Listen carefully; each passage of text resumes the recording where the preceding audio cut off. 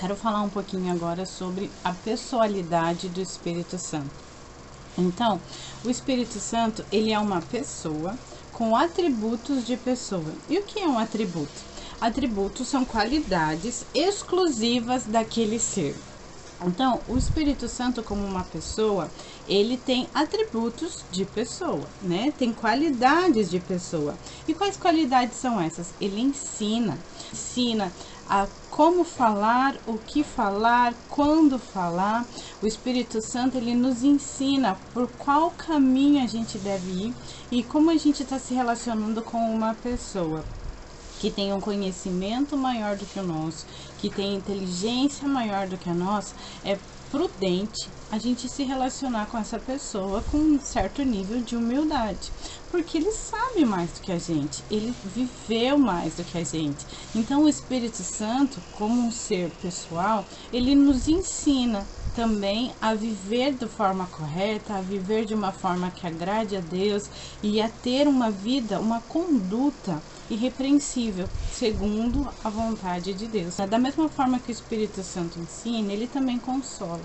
Porque sabe aquele momento em que a tristeza do seu coração é tanta, em que você precisa de algo mais, você precisa de um conselho, de um abraço, de alguém que te compreenda.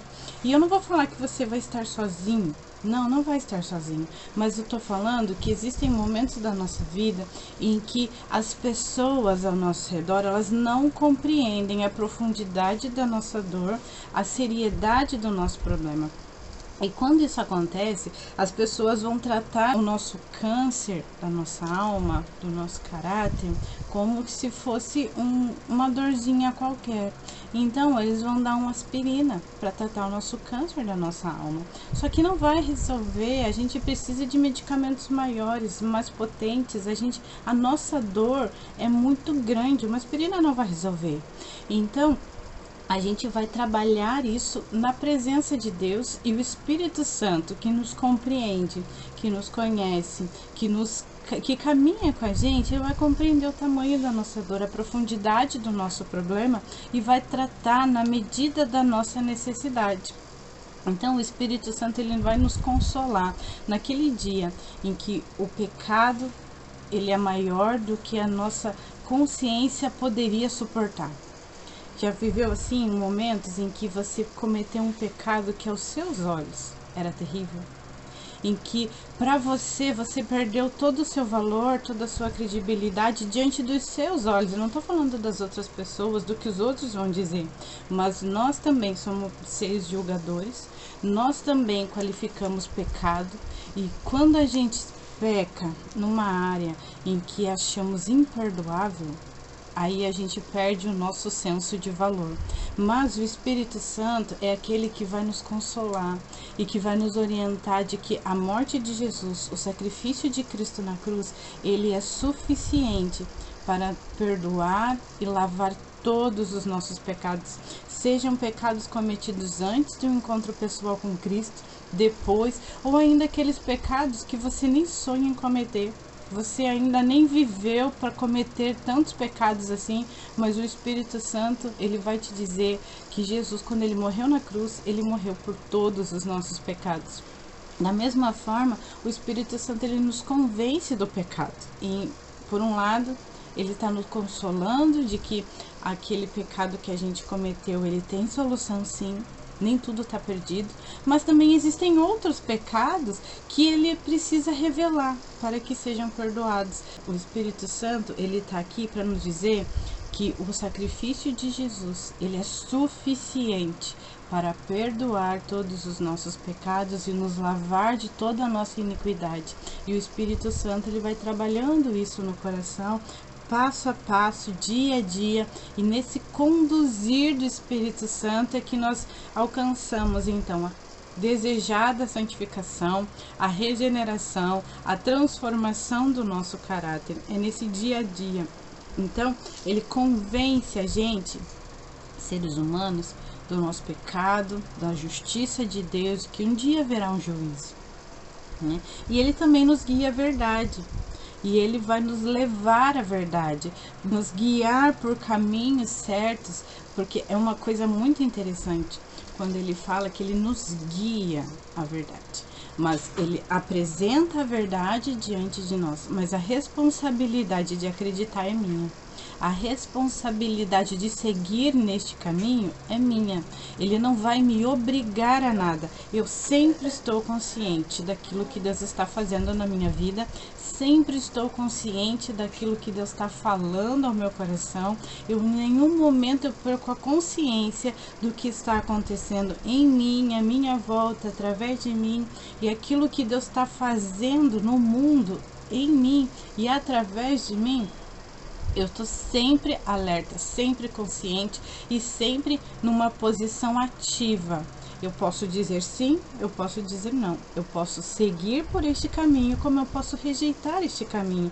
O Espírito Santo, ele não vai me obrigar a fazer o que ele quer, mas ele vai me guiar, vai me conduzir. Me pega pela mão e fala, me segue. Se eu não quiser seguir, é minha responsabilidade. Se eu não quiser segurar nas mãos de Deus, eu também tenho total liberdade para largar. A gente vai parar porque a gente não consegue confiar o suficiente para dar o próximo passo, mas esse é o trilhar. Este é o ser guiado, porque a gente pode parar o dia que a gente não conhece, o dia que a gente não consegue acreditar, porque haverão dias difíceis sim, né? O dia que a gente não consegue crer, não tem fé suficiente para dar o próximo passo. Para. O Espírito Santo vai parar do seu lado, vai conversar com você, vai te consolar no seu medo, na sua angústia, na sua ansiedade, vai conversar com você e vai te conduzir a continuar caminhando. Lembrando que fé é uma decisão, não é um sentimento. A gente vai sem acreditar, a gente vai sem conhecer tudo, mas a gente dá o próximo passo. Isso é fé, porque a gente não precisa saber de tudo, ver tudo o tempo todo, mas a gente precisa ter fé, decidir, acreditar na revelação que o Espírito Santo nos dá, né? E por isso que o Espírito Santo também, ele fala aos nossos corações, ele conversa com a gente. O Espírito Santo fala? Sim, ele fala, mas como ele fala? Sabe aquele pensamento dentro da tua cabeça que você sabe que não foi você que pensou? Que de alguma forma aquilo brotou dentro da tua cabeça, na tua mente, e você até se assusta com aquilo? Existem muitas vozes que falam à nossa cabeça. É a voz do nosso medo, a voz da nossa ansiedade, a voz da nossa insegurança, a voz dos nossos próprios desejos, mas a voz do Espírito Santo, ela é uma voz persistente, não muda. Sabe aquela coisa que você pensa, as coisas mudam e você pensa assim, eu pensei, veio aquele pensamento, você racionalizou, você cercou ele, deixou ele lá, mudou de ideia, mas foi coisa da minha cabeça, no dia seguinte está lá de novo. E no dia seguinte está lá de novo. E está lá de novo. É uma voz persistente, que não para, que não se cala, que não muda de opinião, que não arreda o pé. Essa é a voz do Espírito Santo. E a gente precisa aprender a identificar a voz do Espírito Santo, para que a gente não precise levar meses e anos para reconhecer que realmente foi o Espírito que falou. Quando a gente consegue identificar essa voz de Deus, essa voz do Espírito Santo logo no início, e a gente tem coragem suficiente para obedecer logo de cara, o nosso sofrimento ele é menor.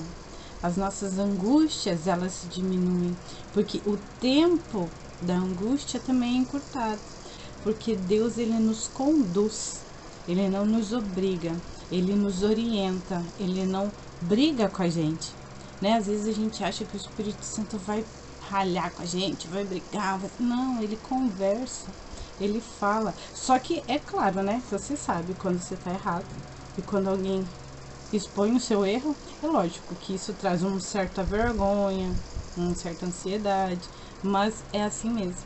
Continua a sua caminhada, Deus vai te abençoar, e lembre-se que o Espírito Santo jamais vai te obrigar a nada, te obrigar a seguir por caminhos que você não esteja preparado para seguir. Por isso que ele te orienta, ele consola, ele guia, ele fala, ele ouve, E ele considera a sua opinião de uma forma que, se você verdadeiramente estiver errado, ele vai lá e vai conversar com você. E ele vai te orientar e vai te dizer os motivos pelos quais você está errado. Que Deus te abençoe e até o próximo vídeo.